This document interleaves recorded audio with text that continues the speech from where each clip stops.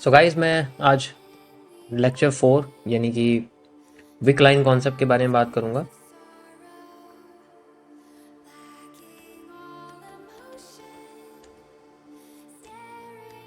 ये बहुत important area है क्योंकि जब भी हम लोग किसी कैंडल्स को समझते हैं तो हमें इसको सबसे पहले आइडेंटिफाई करना चाहिए।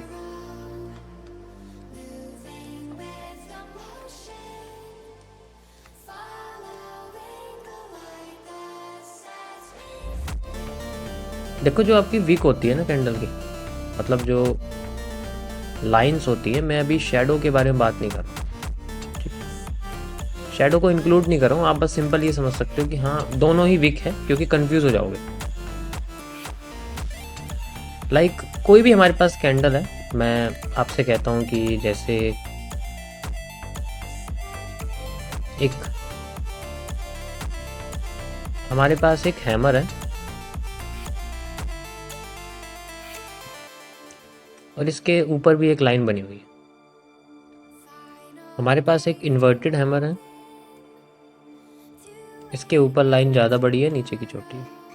और एक हमारे पास स्पिनिंग टॉप है जिसके पास ऊपर और नीचे दोनों तरफ लाइन बनी है। तो इनमें सबसे इम्पोर्टेंट क्या है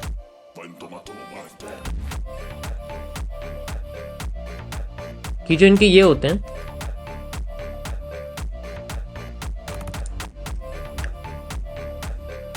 और जो नीचे वाली लाइन होती है, इन दोनों में थोड़ा फ़र्क होता है। फ़र्क इस तरीके से, जैसे मैं आपसे कहता हूँ कि ऊपर का जो एरिया होता है ना, वो मार्केट में एक प्रेशर को बताता है।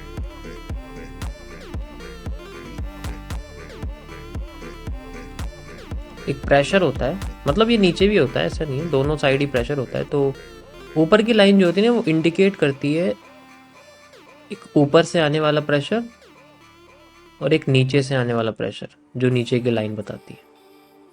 तो जब हम ऊपर के आने वाले प्रेशर की बात करते हैं तो हम इसे बियरिश प्रेशर कहते हैं, और जब ये नीचे से आता है तो हम इसको बुलिश प्रेशर कहते हैं।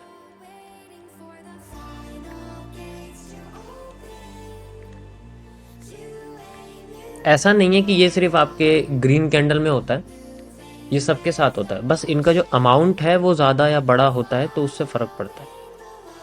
हम एक सिंगल कैंडल को देख के भी आइडेंटिफाई कर सकते हैं कि किस कैंडल के पास कितना प्रेशर है, लेकिन वो ट्रेंड में कहाँ बनी हुई है, ये सबसे इम्पोर्टेंट होता है। लोकेशन तो आपको पता है सबसे ज़्यादा इम्पोर्टेंट है। सेम इसी में अब आप यहाँ देखोगे तो यहाँ आपका जो बेयरिश प्रेशर है वो बड़ा है और जो बुलिश प्रेशर है वो छोटा है। तो इसीलिए हम लोग इन्वर्टेड हैमर को एक बियरिश पैटर्न कहते हैं और हैमर को एक बुलिश पैटर्न कहते हैं। स्पिनिंग टॉप के पास बियरिश और बुलिश दोनों प्रेशर क्या होते हैं, इक्वल होते हैं।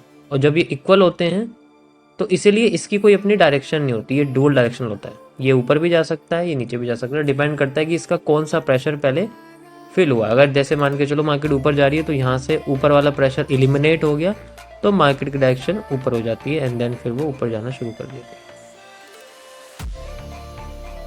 इस तरीके से हमारे स्पिनिंग टॉप जैसे, यानी कि जो डुअल डायरेक्शनल कैंडल होती है जिनके प्रेशर इक्वल होते हैं, इसलिए बोलते हैं इनको। अब अगर सेम मैं आपसे बोलता हूँ, जैसे मेरे पास रेड कैंडल का है, तो उसमें भी कोई फर्क नहीं पड़ता, वो भी सेम है।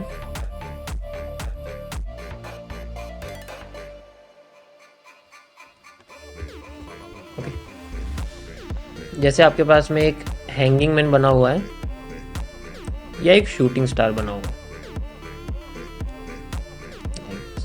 तो इनके पास, इनके नीचे बुलिश प्रेशर है और इसके ऊपर बेयरिश प्रेशर है।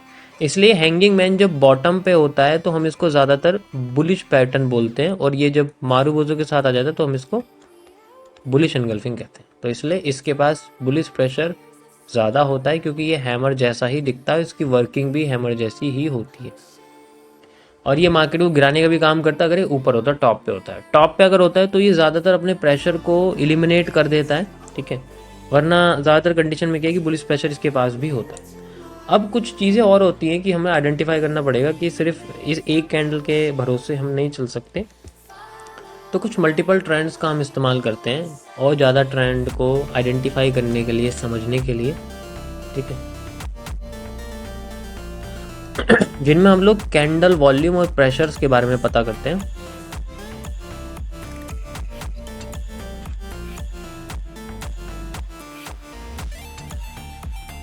कैंडल वॉल्यूम बेसिकली आपका,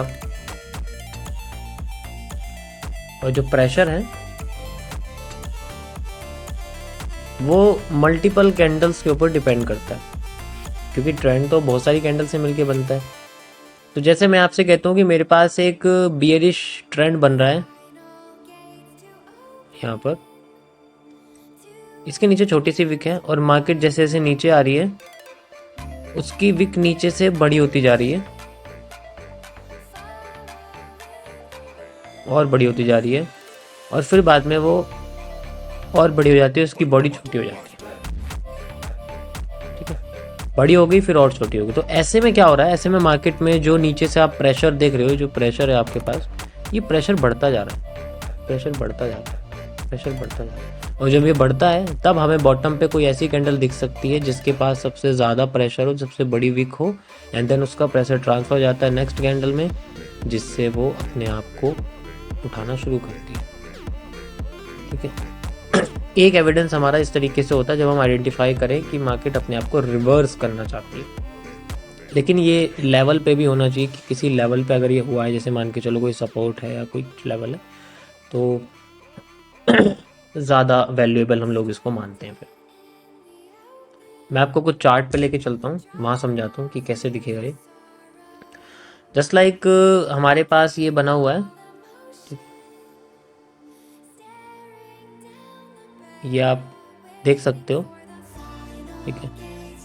यहाँ पर आपके पास ये 3 कैंडल्स बनी हुई हैं और उसके बाद कैंडल देखो, ये रेड और ग्रीन आ जाए उससे हमें इतना कोई फर्क नहीं पड़ता, लेकिन हमारे पास प्रेशर बड़ा होना चाहिए और ऊपर का प्रेशर कम होना चाहिए। आप नीचे अगर इसमें देखोगे तो इजीली समझ में आ जाएगा मैं क्या कह रहा था अभी। लाइक ये विक देखो, बड़ी और बड़ी और बड़ी, और देखो सबसे बड़ी हुई, सबसे बड़ी होती मार्केट में ट्रेंड आ गई, यू कैन सी ट्रेंड ने रिट्रेस करा, रिटेस करके और फिर ऊपर चला गया। और ये लेवल एक सपोर्ट का लेवल है, इसके पीछे हम जाके देखेंगे तो you can easily C like this. So level का आना इम्पॉर्टेंट तो होता ही है, लेकिन उसके साथ साथ इम्पॉर्टेंट ये है कि आपका जो एरिया है, जो आपका जो जोन है, उस जगह पर क्या सबसे बड़ी विक आई है या नहीं आई है। तो एक इंडिकेशन, एक एविडेंस, आपका सबसे पहला एविडेंस यही है जो मैंने अभी आपको बताया। आगे जाके ये कई सारे एविडेंस आ जाएंगे तो हमारे पास और भी पक्का सबूत हो जाएगा इस ट्रेंड को लेकर, ठीक है। तो नंबर 1 एविडेंस यही है आपका, सबसे पहले यही देखना पड़ेगा कि अगर कोई भी ट्रेंड नीचे आता है तो मैं कैंडल की बॉडी ना देख के उसकी विक्स को देखूंगा, ताकि मुझे बुलिश या बेरिश प्रेशर के अंदर कमजोरी या पावरफुलनेस मुझे दिखाई दे कि वो कितना पावरफुल होती जा रही है और आगे जाके वो मेरी और हेल्प कर सकती है। तो इसी तरीके से हम बुल साइड का भी देखते हैं।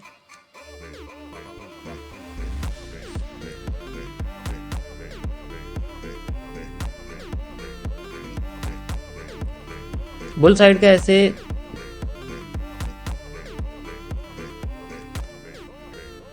जैसे मेरे पास यहाँ ट्रेंड बनता जा रहा है लाइक दिस,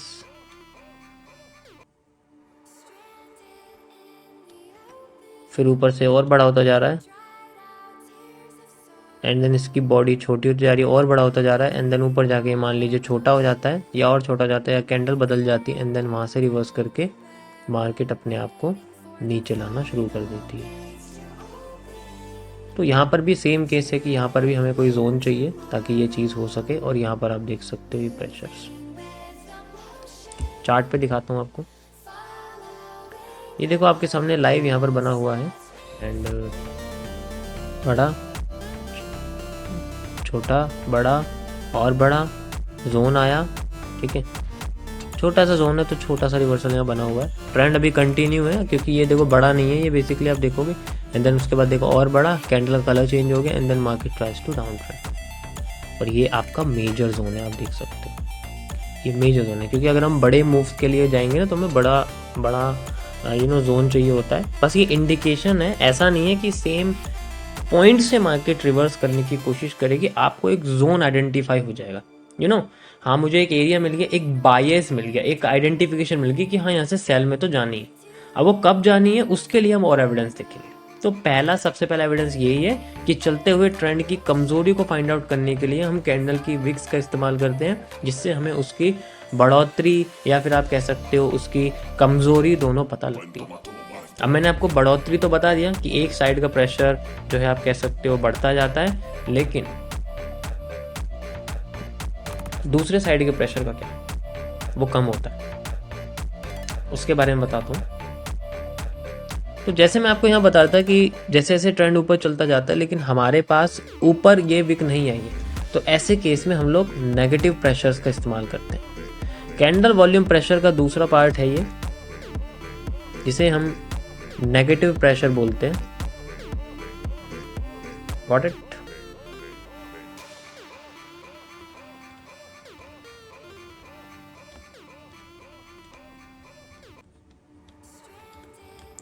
नेगेटिव प्रेशर मतलब ऐसा होता है जैसे हमारे पास कोई भी ट्रेंड है, मान लीजिए वो नीचे आ रहा है, उसके पास बहुत अच्छा ऊपर से बेरिश प्रेशर है, नीचे विक नहीं बन रही है,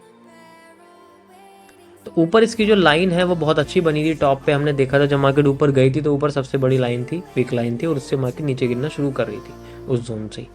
उसके बाद ये लाइन धीरे धीरे करके ना अपने आप को छोटा करने लग जाती है।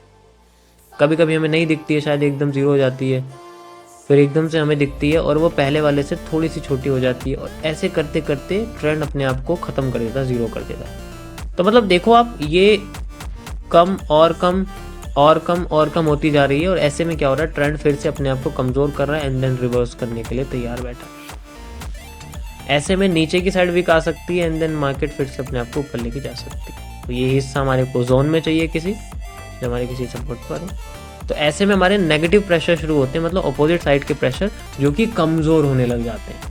जब हमें नीचे नहीं दिख रहा तो हम ऊपर की कमजोरी को देखेंगे, और अगर हमें ऊपर नहीं दिख रहा हम नीचे की बढ़ोतरी को देखेंगे, नीचे की ग्रोथ को देखेंगे कि उसकी जो कैंडल रूट्स जिन्हें हम बोलते हैं, जो आगे मैं आपको बताऊंगा क्या होता है, वो हमारे को बड़ी होनी चाहिए, वो विक्स हमारे को बड़ी होती होनी चाहिए। एग्जाम्पल के लिए मैं यहाँ पर आपको इसमें दिखाता हूँ, you can easily see like this. ये देखिए आप, ठीक है, यहाँ पर आप देख सकते हो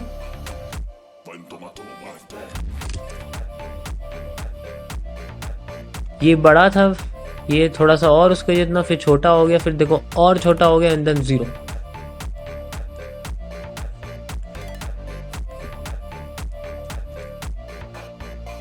जो आप मुझे लाइव स्ट्रीम पर देखते हो, मैं सबसे ज़्यादा इसी कॉन्सेप्ट का यूज़ करता हूँ, क्योंकि इससे बेहतर मुझे आइडेंटिफिकेशन और किसी में भी नहीं लगता है, एंड देन मार्केट उसके हिसाब से इस्तेमाल करती है। ओके, सो ये आप देख सकते हो कि क्योंकि जब तक देखो यहाँ पर कोई जोन नहीं है, आप देखोगे यहाँ पर कोई जोन नहीं है तो मार्केट ने हमें रिवर्स करके नहीं दिखाया। जोन हमें यहाँ मिला है तो हम इसी का इस्तेमाल करेंगे, यहीं पर देखेंगे जहाँ पर हमें ये कमज़ोर होता हुआ दिख गया। You can see zero, body भी ख़त्म हो गई।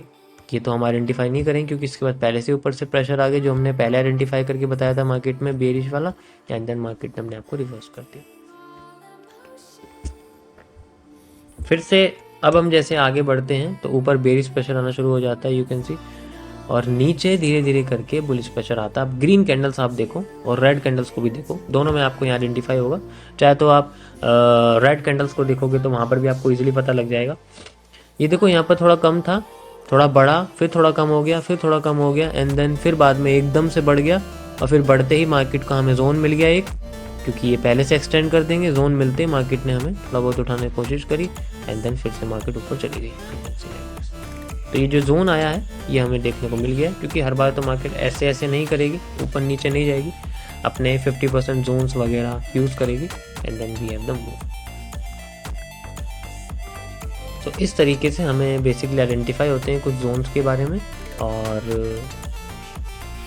प्रेशर्स सबसे इम्पॉर्टेंट है, जितने अच्छे तरीके से हमारे पास प्रेशर्स होंगे मार्केट उतना अच्छा हमें जोन पे आइडेंटिफाई करके बताएगी। ये देख सकते हो ऊपर आती है मार्केट में बेरिश प्रेशर आना शुरू हो गए, एंड देन ये तब तक आते रहे जब तक मार्केट जोन पे नहीं पहुंच गई। जोन पे आते ही मार्केट ने रिवर्स कर दिया।